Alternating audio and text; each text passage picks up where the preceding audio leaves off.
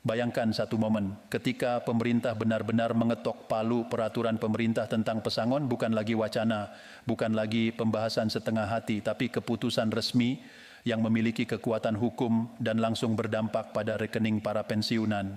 Dan yang membuat kabar ini terasa begitu mengguncang bukan hanya karena peraturannya akan disahkan, melainkan karena ada keputusan besar yang menyertainya. Apakah pesangon akan dibayarkan sekaligus dalam satu kali pencairan penuh, ataukah akan disalurkan berdekatan dengan gaji ke-13 yang selama ini selalu menjadi momen paling ditunggu? Pertanyaan ini bukan pertanyaan kecil. Ini pertanyaan yang menentukan perencanaan hidup. Menentukan apakah seseorang bisa segera melunasi utang, memperbaiki rumah, membantu anak atau cucu, atau menyiapkan dana kesehatan yang selama ini tertunda. Karena itu, ketika informasi ini mulai muncul dari pembahasan resmi tingkat tinggi antara Kementerian Keuangan, PT Taspen, dan Dewan Perwakilan Rakyat, banyak yang mendadak terdiam, berpikir, bertanya-tanya, benarkah kali ini akan berbeda? Bapak dan Ibu, informasi ini bukan kabar angin, sumbernya jelas. Pembahasannya dilakukan secara serius dan mendalam. Yang dibicarakan bukan hanya soal angka, tetapi kesiapan anggaran negara, kondisi fiskal, serta mekanisme teknis pencairan di lapangan. Artinya apa yang sedang kita bahas hari ini sudah berada di tahap akhir, tinggal selangkah lagi sebelum benar-benar dituangkan dalam bentuk peraturan pemerintah yang mengikat seluruh Indonesia. Tanggal 15 Februari disebut sebagai hari penentu, hari di mana seluruh hasil pembahasan akan dirumuskan secara resmi. Jika palu itu diketok, maka peraturan tersebut menjadi dasar hukum yang tidak bisa lagi ditarik mundur. Ini bukan sekadar surat edaran, ini bukan himbauan. Ini adalah PP yang memiliki kekuatan hukum penuh. Mungkin di antara Bapak dan Ibu ada yang bertanya dalam hati, apakah benar pesangon yang selama ini dicicil atau bahkan tidak pernah berubah nilainya akan dibayarkan penuh? Bagaimana dengan pensiunan lama yang sudah belasan atau puluhan tahun berhenti bekerja? Apakah mereka masih diperhitungkan? Apakah ada prioritas? Dan yang paling sering muncul, apakah dana ini akan masuk sebelum hari besar keagamaan atau justru setelahnya? Semua pertanyaan itu wajar, sangat wajar, karena terlalu sering harapan datang lalu pergi. Terlalu sering kabar manis disampaikan, namun pada akhirnya hanya menyisakan penantian tanpa kepastian. Namun kali ini situasinya memang berbeda. Pemerintah tidak lagi hanya berbicara, pemerintah sudah berada di tahap finalisasi kebijakan. Untuk memahami betapa besarnya arti kebijakan ini, kita perlu menoleh ke belakang. Selama bertahun-tahun, sistem pensiun berjalan dengan berbagai keterbatasan. Banyak pensiunan menerima gaji bulanan yang nilainya tidak pernah berubah secara signifikan. Sementara biaya hidup terus meningkat, harga kebutuhan pokok naik, biaya kesehatan semakin mahal, kebutuhan keluarga tidak pernah berhenti, pesangon yang seharusnya menjadi penopang utama di masa tua seringkali dicairkan secara bertahap atau dalam jumlah yang terasa jauh dari cukup. Ada yang menerima sedikit demi sedikit, ada pula yang merasa haknya seolah berhenti di tengah jalan. Bahkan tidak sedikit yang bingung harus bertanya kemana ketika terjadi ketidaksesuaian data. Data pensiunan tersebar di berbagai instansi dengan sistem yang tidak selalu sinkron. Ada rekening yang sudah tidak aktif, ada alamat yang berbeda antara KTP dan data Taspen, ada perubahan status perkawinan yang belum diperbarui. Semua ini membuat proses pencairan seringkali menjadi lebih rumit dari yang seharusnya. Karena itulah pemerintah harus ekstra hati-hati. Satu kesalahan kecil saja bisa berdampak pada jutaan orang dan mengguncang stabilitas keuangan negara. Namun justru disinilah perubahan besar sedang terjadi. Yang berubah bukan hanya kebijakannya, tetapi cara pandang terhadap para pensiunan. Isu pensiunan kini tidak lagi dilihat sebagai kewajiban administratif semata, tidak lagi dianggap sekadar angka di laporan anggaran. Ada pendekatan baru yang lebih menekankan tanggung jawab moral negara terhadap mereka yang telah mengabdi puluhan tahun. Dalam berbagai pernyataan resmi, ditegaskan bahwa negara tidak boleh melupakan jasa para pensiunan. Penghargaan itu harus nyata, harus terasa, harus sampai ke tangan penerima. Inilah yang menjadi dasar kuat munculnya wacana pembayaran pesangon secara sekaligus. Kebijakan yang dulu dianggap terlalu berani dan berisiko kini justru dipandang sebagai bentuk keadilan, terutama bagi pensiunan lama yang selama ini hanya menerima sedikit, sementara kebutuhan hidup terus bertambah dan kondisi kesehatan semakin menurun. Dalam skema terbaru yang sedang dibahas, pemerintah tidak lagi hanya mempertimbangkan masa kerja dan golongan. Ada faktor usia, ada kondisi ekonomi, ada lamanya seseorang telah pensiun.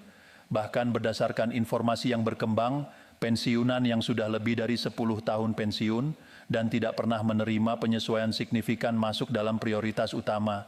Ini bukan sekadar perubahan teknis, ini perubahan pendekatan. Negara mulai melihat manusia di balik data, melihat kehidupan nyata di balik angka-angka statistik. Namun penting untuk dipahami, yang dimaksud dengan pencairan sekaligus bukan berarti semua pensiunan menerima dana pada hari dan jam yang sama. Pencairan sekaligus berarti hak pesangon tidak lagi dicicil bertahun-tahun, tetapi diberikan penuh dalam satu kali pencairan sesuai hak masing-masing. Pelaksanaannya tetap dibagi dalam beberapa tahap atau batch. Tujuannya untuk menjaga stabilitas fiskal dan memastikan proses berjalan tertib tanpa kekacauan data. Batch pertama akan difokuskan pada pensiunan yang paling rentan secara ekonomi. Mereka yang tidak memiliki penghasilan tambahan, tidak lagi aktif bekerja, sepenuhnya bergantung pada dana pensiun. Batch berikutnya akan menyusul sesuai kesiapan data dan verifikasi. Skema ini dianggap paling adil, menyentuh mereka yang benar-benar membutuhkan terlebih dahulu tanpa mengabaikan hak pensiunan lainnya. Semua pensiunan dari golongan 1 hingga golongan 4 tetap berhak menerima sesuai ketentuan PP terbaru. Yang berbeda hanyalah besaran nominalnya yang disesuaikan dengan masa kerja, pangkat terakhir, serta komponen tunjangan. Pemerintah juga berupaya memperkecil ketimpangan agar pensiunan golongan bawah benar-benar merasakan dampak nyata, bukan sekadar tambahan kecil yang tidak mengubah apa-apa. Ini menjadi salah satu fokus utama dalam pembahasan anggaran. Sekarang kita masuk ke bagian yang paling ditunggu, soal waktu pencairan. Setelah PP resmi diketok pada 15 Februari, Taspen dan instansi terkait membutuhkan waktu sekitar 7 hingga 14 hari kerja untuk finalisasi data. Data diverifikasi ulang, rekening dicek, status kependudukan disinkronkan. Setelah proses itu selesai, notifikasi akan dikirimkan melalui jalur resmi, bukan pesan berantai, bukan telepon asing. Semua diarahkan melalui kanal resmi, termasuk aplikasi Taspen Mobile yang kini menjadi alat utama untuk memantau status pencairan tanpa harus datang ke kantor. Lalu bagaimana kaitannya dengan gaji ke-13? Pemerintah melihat momentum pencairan gaji ke-13 sebagai waktu yang sangat strategis.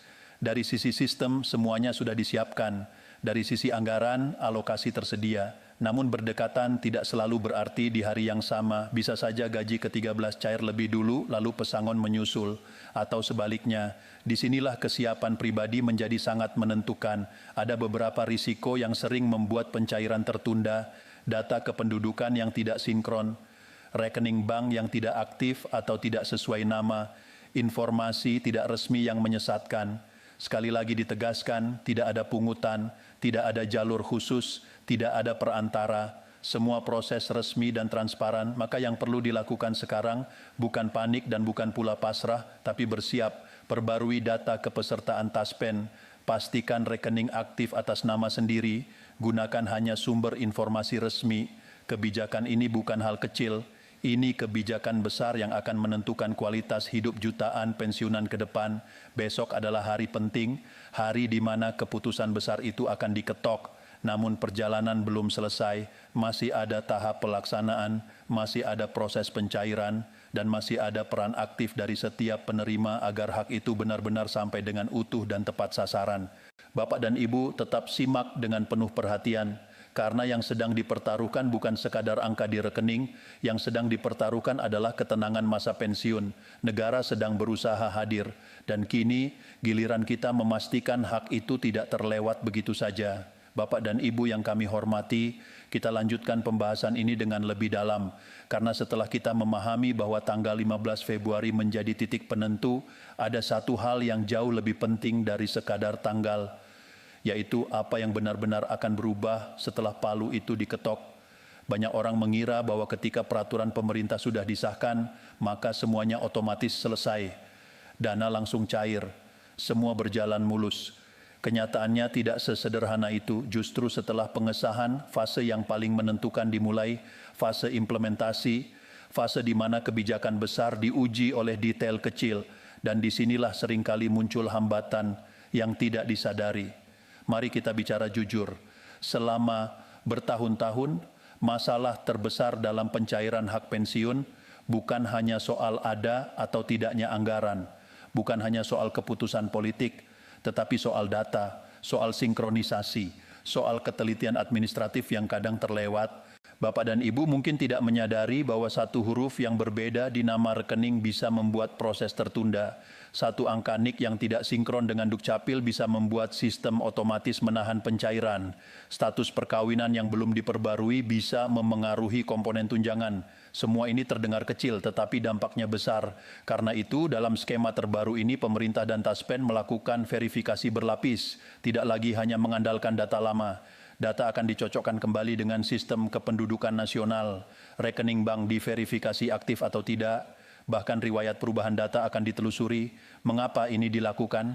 Karena pencairan sekaligus berarti nominal yang diterima bukan jumlah kecil. Ketika dana besar ditransfer, negara harus memastikan tidak ada kesalahan sasaran, tidak boleh ada rekening tidak aktif, tidak boleh ada nama yang tidak sesuai, tidak boleh ada potensi penyalahgunaan. Dan inilah alasan mengapa setelah PP disahkan dibutuhkan waktu 7 sampai 14 hari kerja sebelum dana benar-benar masuk ke rekening. Waktu itu bukan penundaan, itu adalah masa pengamanan. Sekarang mari kita masuk ke pertanyaan yang lebih sensitif. Apakah benar semua pensiunan lama akan mendapatkan prioritas? Dalam pembahasan terakhir, salah satu fokus utama memang pada mereka yang sudah lama pensiun tanpa penyesuaian signifikan. Logikanya sederhana. Semakin lama seseorang pensiun, semakin besar kemungkinan daya belinya tergerus inflasi.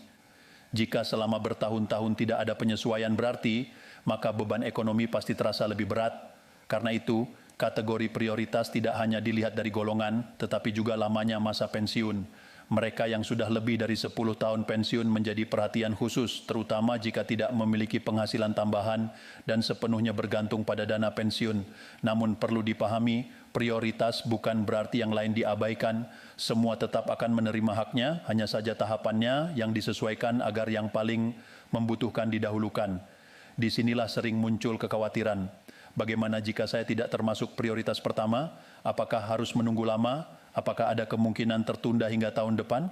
Jawabannya kembali pada kesiapan data. Pemerintah merancang sistem batch bukan untuk menunda, tetapi untuk memastikan ketertiban. Jika data lengkap dan tidak ada kendala, maka dalam tahap yang sudah dijadwalkan, pencairan akan berjalan.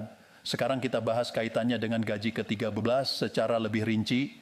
Gaji ke-13 selama ini selalu menjadi momen yang dinantikan karena biasanya cair menjelang pertengahan tahun, seringkali berdekatan dengan tahun ajaran baru atau momen penting lainnya. Pemerintah melihat momentum ini sebagai waktu yang strategis karena sistem pembayaran massal sudah aktif. Secara teknis, jika pesangon disalurkan berdekatan dengan gaji ke-13, maka beban administratif bisa lebih efisien. Sistem transfer massal sudah berjalan, notifikasi sudah disiapkan, bank penyalur sudah dalam posisi siaga. Namun ada dua skenario yang dibahas. Skenario pertama, pesangon dicairkan terlebih dahulu sebagai simbol percepatan komitmen pemerintah. Lalu gaji ke-13 menyusul sesuai jadwal reguler. Skenario kedua, gaji ke-13 dicairkan sesuai kalender lalu pesangon masuk beberapa hari atau minggu setelahnya dalam rentang waktu yang berdekatan. Mana yang lebih mungkin? Hingga tahap finalisasi keduanya masih terbuka. Keputusan akhir akan sangat bergantung pada kesiapan fiskal dan hasil simulasi arus kas negara. Dan disinilah publik sering keliru memahami. Banyak yang mengira bahwa jika anggaran tersedia, maka dana bisa langsung dibagikan sekaligus tanpa perhitungan. Padahal negara mengelola jutaan transaksi dalam satu waktu. Stabilitas fiskal tetap harus dijaga agar tidak mengganggu program lain. Sekarang mari kita bicara tentang risiko yang paling sering terjadi saat pencairan massal. Risiko pertama adalah rekening tidak aktif. Banyak pensiunan yang membuka rekening bertahun-tahun lalu dan jarang digunakan selain untuk menerima dana pensiun bulanan. Jika dalam periode tertentu tidak ada aktivitas tambahan, beberapa bank bisa membekukan sementara. Risiko kedua adalah perbedaan nama. Kadang ada perbedaan penulisan antara KTP, buku rekening, dan data Taspen. Misalnya penggunaan gelar, singkatan, atau perbedaan ejaan. Sistem digital sangat sensitif terhadap hal ini. Risiko ketiga adalah perubahan domisili tanpa pembaruan data.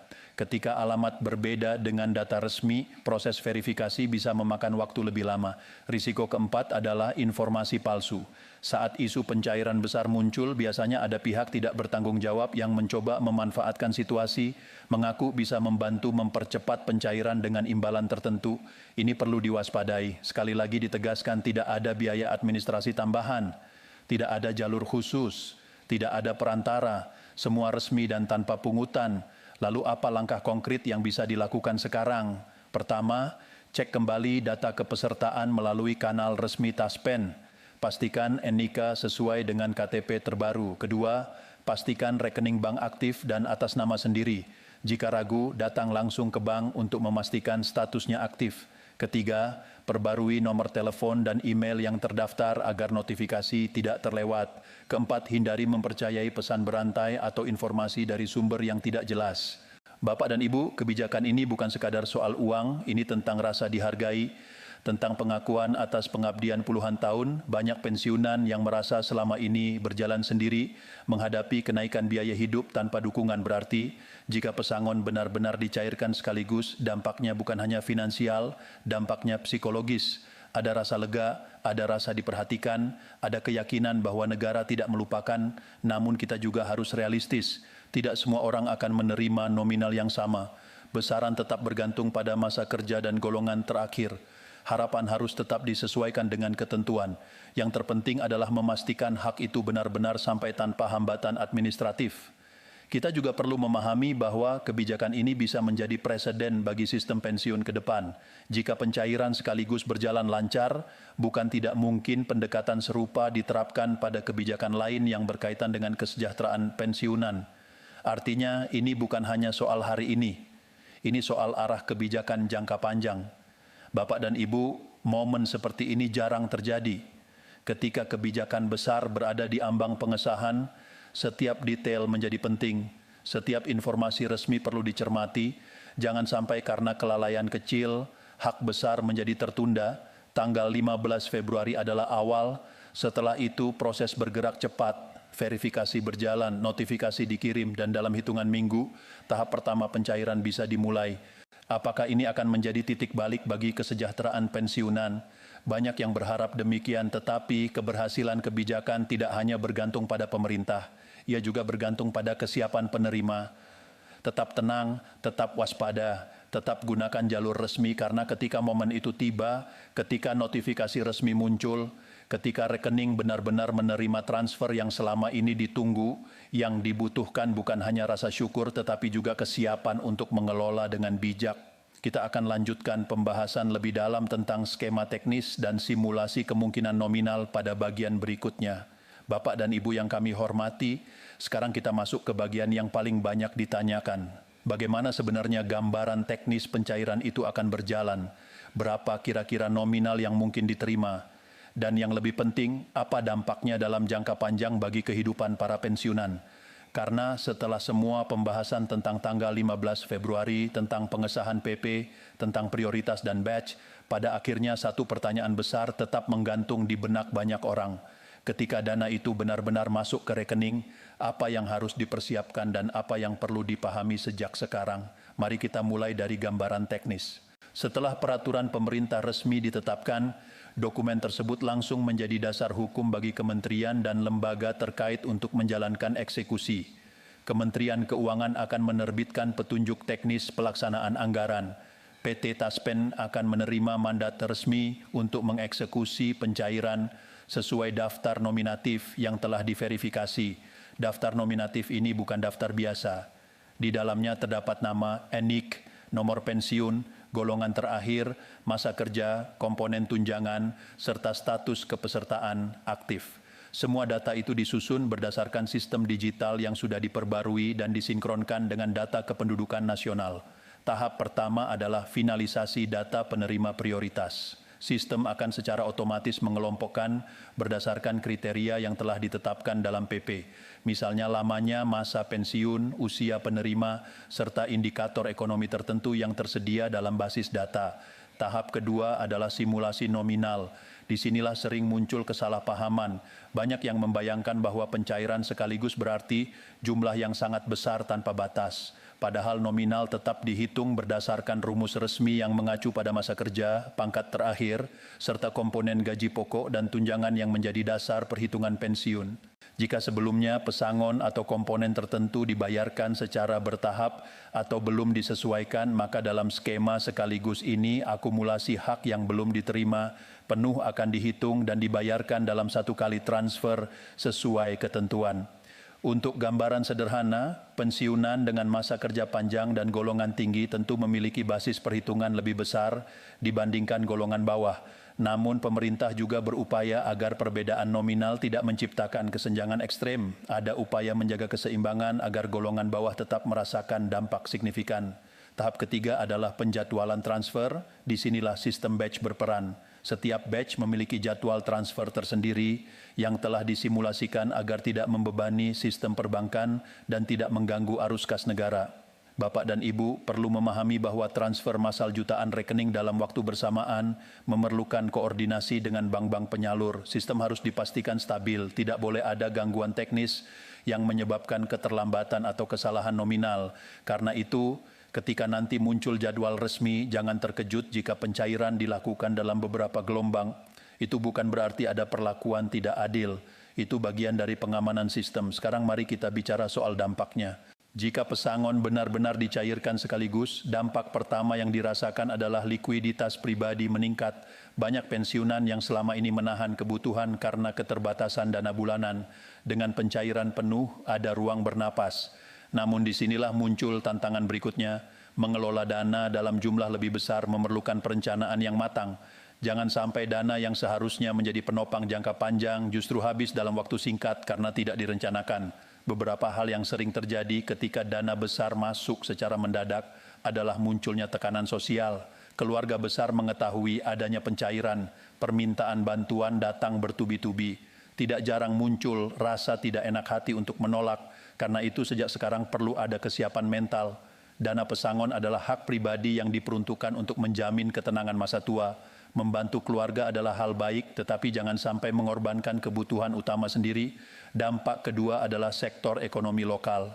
Ketika jutaan pensiunan menerima dana sekaligus, daya beli meningkat. Perputaran ekonomi di daerah juga terdorong. Inilah salah satu alasan pemerintah melihat kebijakan ini bukan hanya sebagai kewajiban moral, tetapi juga sebagai stimulus ekonomi. Namun tentu saja semuanya tetap berada dalam koridor fiskal yang terukur. Pemerintah tidak mungkin mengambil langkah besar tanpa simulasi dampak makroekonomi, stabilitas tetap menjadi prioritas. Sekarang kita bahas kemungkinan kendala terakhir yang perlu diantisipasi. Pertama, keterlambatan notifikasi. Ada kemungkinan dana sudah ditransfer tetapi notifikasi belum diterima karena nomor telepon tidak aktif. Karena itu penting untuk tidak hanya menunggu pesan, tetapi juga secara berkala mengecek rekening melalui jalur resmi. Kedua, perbedaan nominal dari ekspektasi pribadi. Banyak yang mungkin menghitung sendiri berdasarkan asumsi yang belum tentu sesuai rumus resmi. Jika nanti nominal berbeda dari perkiraan, jangan langsung panik. Tunggu penjelasan resmi atau hubungi layanan Taspen melalui kanal resmi. Ketiga, potensi penipuan digital. Ketika isu pencairan besar ramai, biasanya muncul pesan yang mengatasnamakan instansi resmi dan meminta data pribadi. Jangan pernah memberikan PIN, OTP, atau informasi rahasia kepada siapapun. Bapak dan Ibu, kebijakan besar seperti ini jarang terjadi. Jika benar-benar terrealisasi sesuai rencana, ini bisa menjadi salah satu reformasi penting dalam sistem pensiun Indonesia, tetapi kita juga harus tetap berpijak pada kenyataan. Proses administrasi negara memiliki tahapan, ada regulasi turunan, ada koordinasi lintas lembaga. Semua itu memerlukan waktu meskipun arahnya sudah jelas. Yang paling penting sekarang adalah menjaga harapan tetap realistis, optimis tetapi tidak berlebihan, siap tetapi tidak panik. Percaya pada proses resmi tetapi tetap waspada terhadap informasi yang tidak jelas sumbernya. Tanggal 15 Februari menjadi titik awal. Setelah itu tahapan bergerak cepat. Dalam hitungan minggu, tahap pertama bisa dimulai. Gelombang demi gelombang menyusul hingga seluruh penerima mendapatkan haknya. Dan ketika momen itu tiba, ketika dana benar-benar masuk, mungkin banyak yang akan kembali mengingat masa-masa penantian panjang ini. Masa di mana harapan sering datang dan pergi, masa di mana kabar manis sering berakhir tanpa kepastian. Jika kali ini benar-benar terwujud, maka ini bukan hanya soal angka yang bertambah di rekening. Ini tentang penegasan bahwa pengabdian puluhan tahun tidak dilupakan, bahwa negara hadir bukan hanya saat seseorang aktif bekerja, tetapi juga ketika memasuki masa purna tugas. Bapak dan Ibu, perjalanan kebijakan ini hampir mencapai garis akhir pembahasan, tetapi baru akan memasuki garis awal pelaksanaan. Tetap ikuti informasi resmi, pastikan data aman, jaga ketenangan, karena pada akhirnya yang kita perjuangkan bukan sekadar pencairan dana. Yang kita perjuangkan adalah ketenangan hidup di masa pensiun, dan ketenangan itu dimulai dari kepastian hak yang benar-benar sampai dengan utuh, tepat waktu, dan tanpa hambatan. Semoga setiap proses berjalan lancar, semoga setiap hak sampai kepada yang berhak, dan semoga masa pensiun benar-benar menjadi masa yang tenang, bermartabat, dan penuh rasa cukup.